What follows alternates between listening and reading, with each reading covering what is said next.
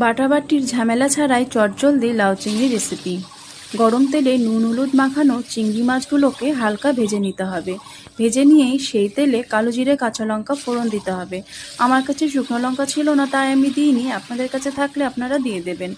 তারপরে কেটে রাখা লাউগুলো দিয়ে তাতে নুন হলুদ দিয়ে নেড়েচেড়ে ঢেকে রেখে দিতে হবে। ঢেকে রাখার পর কিছুক্ষণ পরে যখন দেখবেন কিছুটা জল টেনে এসছে, তাতে টমেটো কুচি আর জিরের গুঁড়ো দিয়ে আবার ঢেকে রেখে দিন। এইভাবে ঢেকে ঢেকে রান্না করলে রান্না যেমন তাড়াতাড়ি হবে, তেমনি সুসেদ্ধও হয়ে যাবে। তারপরে যখন দেখলেন লাউটি মজে এসছে, তখন তাতে ভেজে রাখা চিংড়ি মাছগুলোকে দিয়ে আর তাতে সামান্য পরিমাণে চিনি দিয়ে আবার নেড়েচেড়ে ঢেকে রেখে দিন।